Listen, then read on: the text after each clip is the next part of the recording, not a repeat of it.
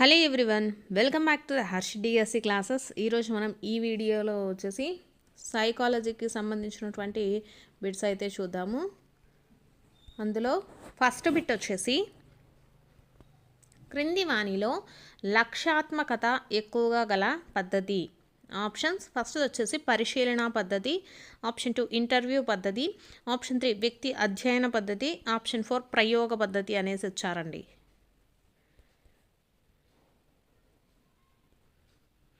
So correct answer వచ్చేసి మనకు ప్రయోగ పద్ధతి అండి. Option 4 is the right answer.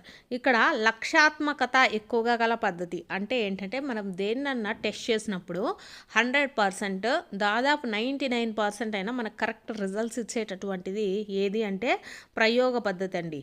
So option 4 is the right answer. Next, విద్యా మనోవిజ్ఞాన శాస్త్ర పరిధికి చెందని అంశం ఏది అనేసి ఇచ్చారండి. ఆప్షన్స్: ఫస్ట్ అభ్యాసన పద్ధతులు, ఆప్షన్ 2 విద్యాతత్వ శాస్త్రము, ఆప్షన్ 3 చింతన వికాసము, ఆప్షన్ 4 విద్యా సాంఖ్యాక శాస్త్రము అనేసి ఇచ్చారండి. సో మనకు విద్యా మనోవిజ్ఞాన శాస్త్రం అంటే ఎడ్యుకేషనల్ సైకాలజీలో వచ్చేసి మనకు ఏమేమి ఉంటాయంటే అభ్యాసన పద్ధతులు ఉంటాయండి, చింతన వికాసం గురించి ఉంటుంది, అలాగే విద్యా సాంఖ్యాక శాస్త్రం కూడా ఉంటుంది. సో దీంట్లో ఉండనిది ఏంటిదంటే విద్యా తత్వశాస్త్రం అండి. మనోవిజ్ఞాన శాస్త్ర పరిధిలో అంటే ఎడ్యుకేషనల్ సైకాలజీలో మనకు లేనిది ఏంటి అంటే విద్యాతత్వ శాస్త్రం అండి. Option 2 is the right answer. Next bit వచ్చేసి వికాసము ఈక్వల్ టు ఎఫ్ ఆఫ్ పరిపక్వత ఇంటూ ఎంత అనేసి ఇచ్చారండి. ఖాళీని పూరింపు అనేసి ఇచ్చారు. వికాసము అంటే మనకు ఏమేమి ఉంటుందండి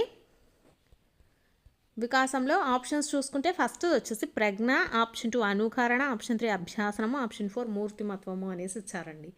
వికాసము అంటే మనకు పరిపక్వత ఇంటూ అభ్యాసనం అండి. Option 3 is the right answer. Next bit,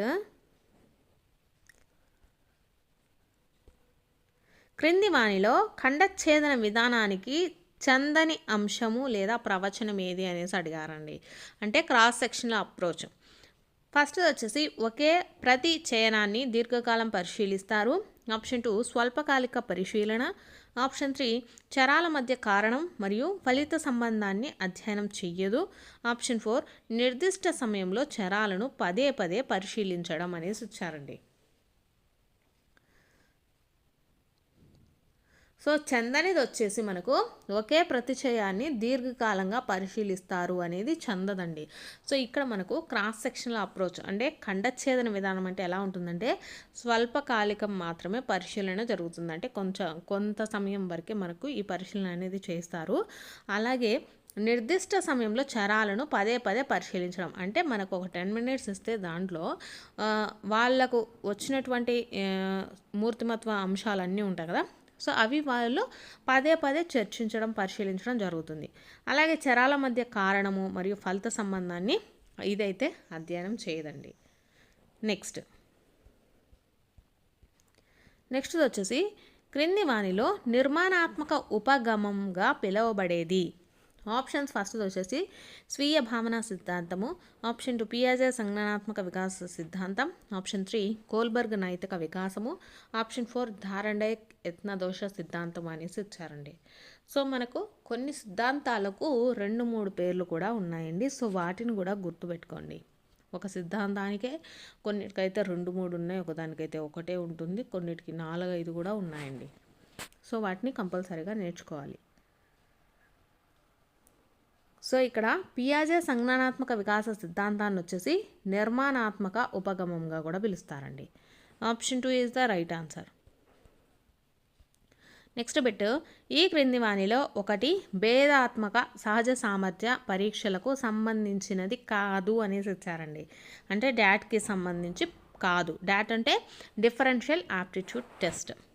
so first వచ్చేసి మూర్త వివేచనము, ఆప్షన్ 2 అమూర్త వివేచనము, ఆప్షన్ 3 శాబ్దిక వివేచనము, ఆప్షన్ 4 ప్రాదేశిక సంబంధాలు అనేసి ఇచ్చారండి. సో భేదాత్మక సహజ సామర్థ్య పరీక్షలు ఉన్నాయి కదా, సో వాటికి సంబంధించింది కానిది ఏంటిదండి మూర్త వివేచనం.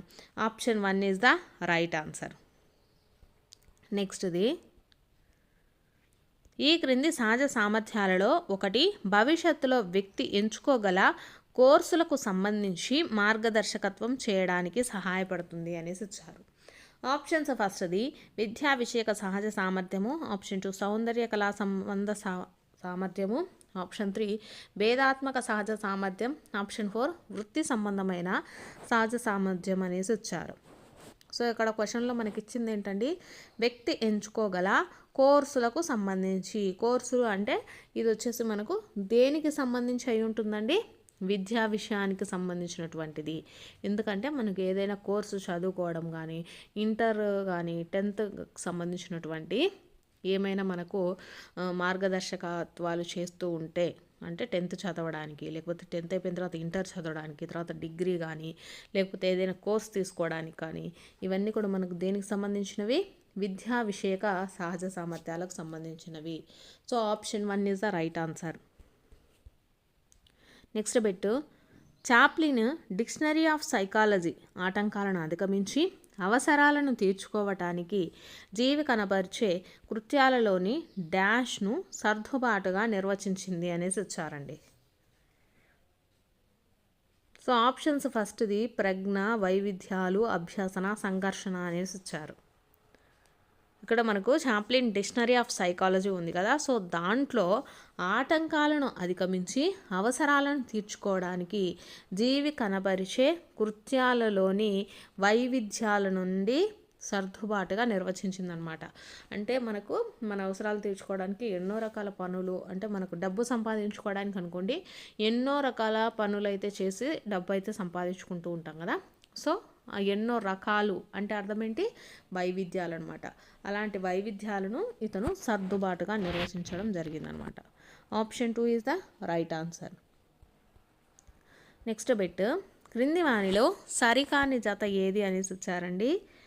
ఆప్షన్స్ ఫస్ట్ది ఎల్ఎల్ ధరన్స్టన్ 7 రకాల మానసిక సామర్థ్యాలు, ఆప్షన్ 2 గార్డెనర్ 8 రకాల ప్రజ్ఞాంశాలు, ఆప్షన్ 3 స్పియర్మెన్ 3 కారకాల సిద్ధాంతం అనేసి ఇచ్చారు, ఆప్షన్ 4 థారండైక్ బహుకారక సిద్ధాంతం అనేసి ఇచ్చారండి. సో దీంట్లో సరి కానిది ఏది అని అడిగారు. సరి కానిది వచ్చేసి ఆప్షన్ 3 అండి.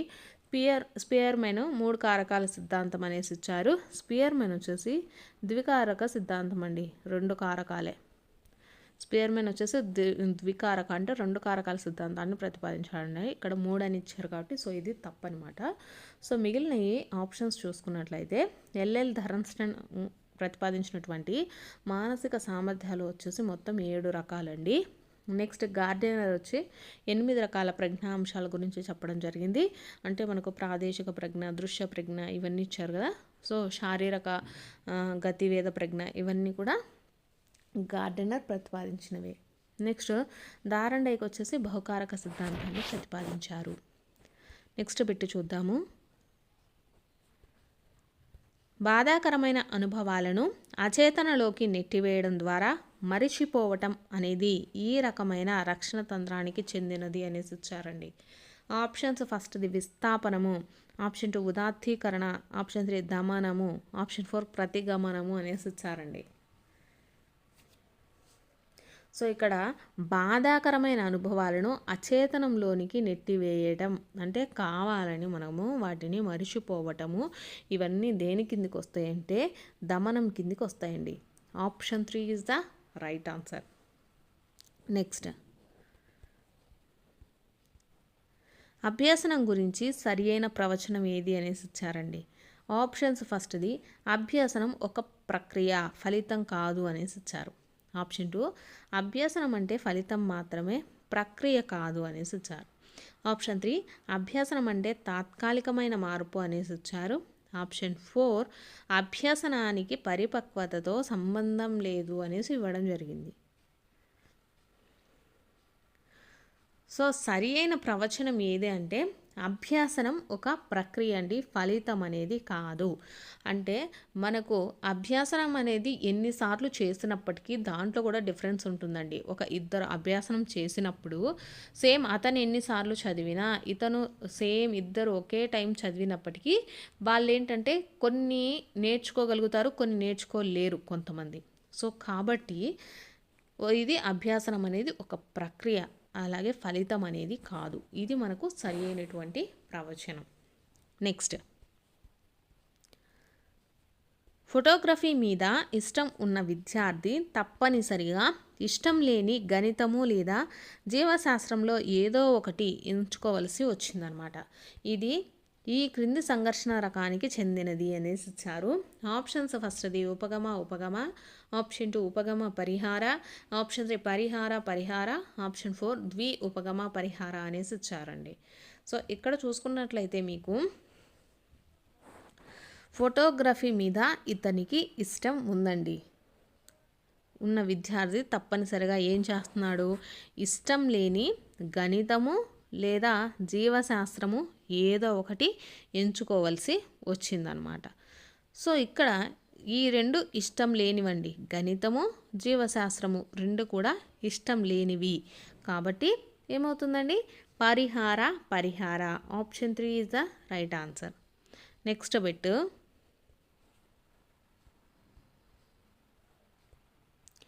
అభ్యాసనాన్ని ప్రభావితం చేసే వ్యక్తిగత కారకం ఏది అనేసి ఇచ్చారండి. ఆప్షన్స్ ఫస్ట్ది సహజ సామర్థ్యము, ఆప్షన్ 2 గృహ వాతావరణము, ఆప్షన్ 3 పాఠ్య ప్రణాళిక, ఆప్షన్ 4 అభ్యాసనాంశ కఠిన స్థాయి అనేసి ఇచ్చారు. సో మనకు ఇక్కడ ఇచ్చినటువంటి ఆప్షన్స్లో గృహ వాతావరణం కానివ్వండి, పాఠ్య ప్రణాళిక, అభ్యసనాంశ కఠిన స్థాయి, ఇవన్నీ మనకు పరిసరాలకు సంబంధించినవి, వ్యక్తిగతానికి సంబంధించినవి కాదండి. గృహ వాతావరణము ఇవి పరిసరాలకు సంబంధించినవి, పాఠ్య ప్రణాళిక ఇవన్నీ మళ్ళీ మనకు వేరనమాట. సో ఇక్కడ వ్యక్తిగత కారకం ఏంటండి, సహజ సామర్థ్యం. Option 1 is the right answer. Next,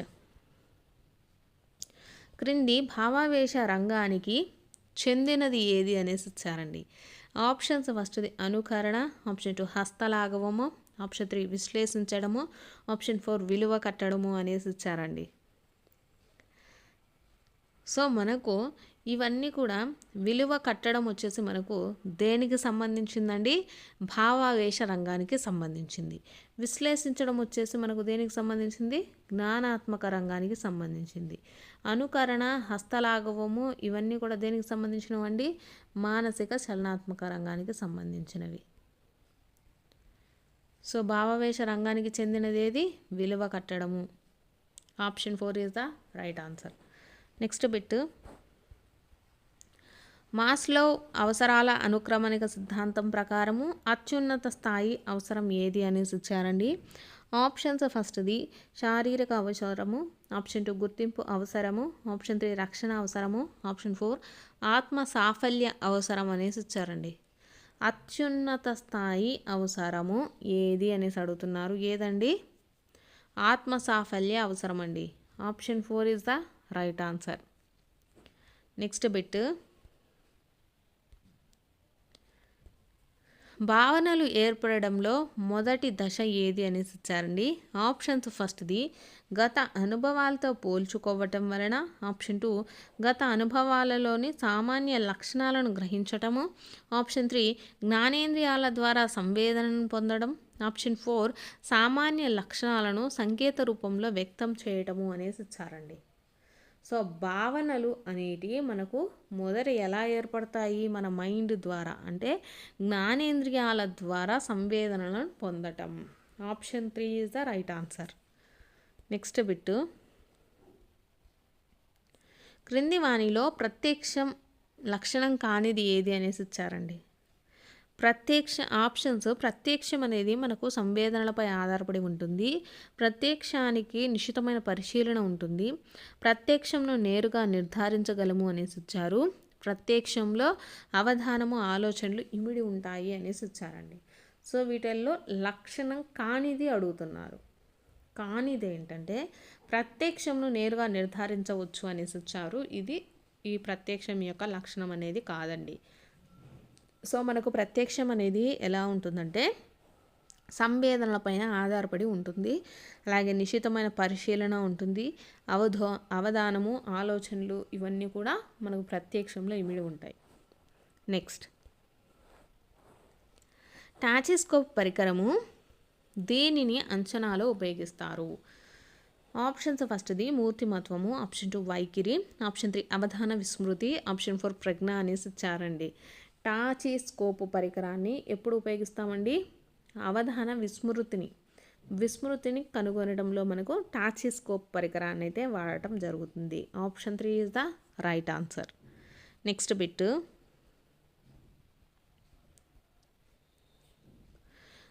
badminton నేర్చుకున్న వ్యక్తి షటిల్ బ్యాడ్మింటన్ అభ్యసించేటప్పుడు కనిపించే అభ్యాసన బదలాయింపు ఏది అనేసి ఇచ్చారండి.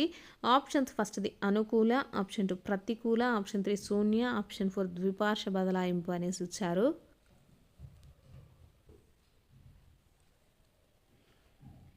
కరెక్ట్ ఆన్సర్ వచ్చేసి ప్రతికూల అండి.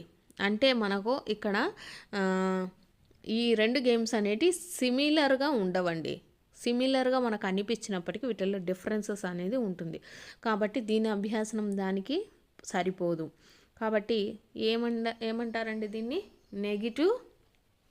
నెగిటివ్ లెర్నింగ్ అంటారు. అంటే ప్రతికూల అభ్యాసన బదలాయింపు. నెక్స్ట్, క్రింది వానిలో సరికాని జతను గుర్తించండి అనేసి ఇచ్చారు. ఆప్షన్స్ ఫస్ట్ది శిక్షణ సిద్ధాంతము బ్రూనర్, ఆప్షన్ 2 శాస్త్రీయ నిబంధనము స్కిన్నర్ అనేసి ఇచ్చారండి. ఆప్షన్ 3 అంతర్దృష్టి అభ్యాసనము కొహెలరు, ఆప్షన్ 4 సంజ్ఞానాత్మక అభివృద్ధి పియాజే అనేసి ఇచ్చారు. సో సరికానిది వచ్చేసి ఏదండి? శాస్త్రీయ నిబంధనం అండి. శాస్త్రీయ నిబంధన సిద్ధాంతాన్ని ప్రతిపాదించింది ఎవరు? పావ్లోవ్. ఎవరు అంటే పావ్లోవ్. ఈడ స్కిన్నర్ అని ఇచ్చారు కాబట్టి తప్పండి. సో శిక్షణ సిద్ధాంతాన్ని ప్రతిపాదించింది ఎవరు అంటే బ్రూనరు. అంతర్దృష్టి అభ్యాసన సిద్ధాంతాన్ని ప్రతిపాదించింది ఎవరు అంటే కొహెలరు. సంజ్ఞానాత్మక అభివృద్ధిని చూపెట్టింది ఎవరు అంటే పియాజే. నెక్స్ట్, సమూహ గతి శాస్త్రము అనే పదాన్ని పరిచయం చేసినది ఎవరు అనేసి ఇచ్చారండి. సమూహ గతి శాస్త్రము అనే దాన్ని పరిచయం చేసింది ఎవరంటే కర్ట్ లెవిన్ అండి. కర్ట్ Levin. Option 3 is the right answer. Next, curriculum అనగా ఏంటి అనేసి ఇచ్చారండి. మనకు కరిక్యులం అంటే ఏమేమి వస్తాయండి? పాఠ్య, సహపాఠ్య, పాఠ్యేతర ఇవన్నీ కలిపి కరిక్యులం అంటారండి. కరిక్యులం అంటే పాఠ్యానికి సంబంధించి సహపాఠ్య అంశాలు అలాగే పాఠ్యేతర అంశాలు కూడా ఉంటాయి. నెక్స్ట్, అంతర్జాతీయ వినియోగంలో పాటించవలసినటువంటి ఆచార వ్యవహారాలు ఏవి అనేసి ఇచ్చారు. ఆప్షన్స్ ఫస్ట్ వచ్చేసి netiquettes, option 2 online formalities, option 3 online regulations, option 4 net formalities అనేసి ఇచ్చారండి.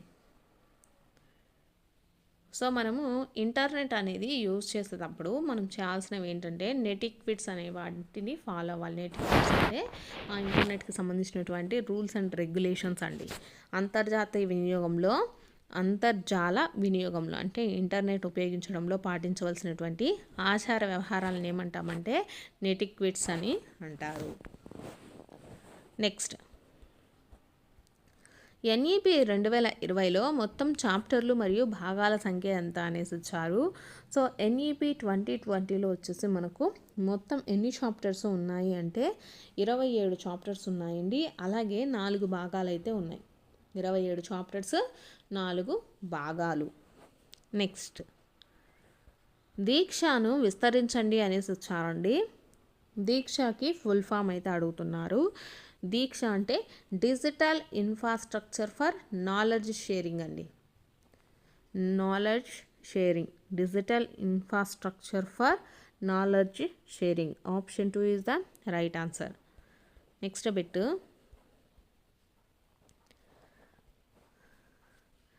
నెక్స్ట్ వచ్చేసి మనకు ఎఫ్ఎల్ఎన్ అనే జాతీయ కార్యక్రమం యొక్క ముఖ్య ఉద్దేశం ఏది అనేసి చెప్తున్నారు. ఫస్ట్ది వృత్తి నైపుణ్యాల పెంపుదల, ఆప్షన్ 2 చదవటం రాయడం కొరకు, ఆప్షన్ 3 వయోజన విద్య కొరకు, ఆప్షన్ 4 ప్రాథమిక అక్షరాస్యత మరియు సంజ్ఞా జ్ఞానం కొరకు అనేసి ఇచ్చారండి. ఎఫ్ఎల్ఎన్ అనేటటువంటి జాతీయ కార్యక్రమం యొక్క ముఖ్య ఉద్దేశం ఏంటండి? ప్రాథమిక అక్షరాస్యత అలాగే సంఖ్యా జ్ఞానం కొరకు. నెక్స్ట్, సిడి యొక్క గరిష్ట నిల్వ సామర్థ్యం ఎంత అనేసి అడిగారండి. సిడి యొక్క గరిష్ట నిల్వ సామర్థ్యం ఎంత ఉంటుందండి? 700 MB ఉంటుంది. గరిష్ట నిల్వ సామర్థ్యము. నెక్స్ట్ ఎల్ఈడి అనగా అనేసి ఇచ్చారు. ఎల్ఈడి అంటే ఏంటండి? Light emitting diode. Light emitting diode. Option 1 is the right answer. Next bit, Ammavodi పథకం అర్హత కొరకు కనీస హాజరు ఎంత అనేసి అడుగుతున్నారండి. సో అమ్మఒడి పథకం ఇవన్నీ ఉన్నాయి కదా, సో వాటి కోసము పిల్లలు స్కూల్కి ఎంత హాజరు పర్సంటేజ్ ఉండాలి అంటే 75% ఉండాలండి, 75%. Next question, civilization and progress గ్రంథ రచయిత ఎవరు అనేసి అడిగారండి. సివిలైజేషన్ అండ్ ప్రోగ్రెస్ గ్రంథ రచయిత వచ్చేసి Tagore. Option 4 is the right answer. ఇవి వచ్చేసి మనకు సైకాలజీకి సంబంధించినటువంటి ప్రాక్టీస్ బిట్స్ అండి. మీకు కనుక వీడియో నచ్చినట్లయితే తప్పకుండా లైక్ చేయండి, అలాగే సబ్స్క్రైబ్ కూడా చేసుకోండి.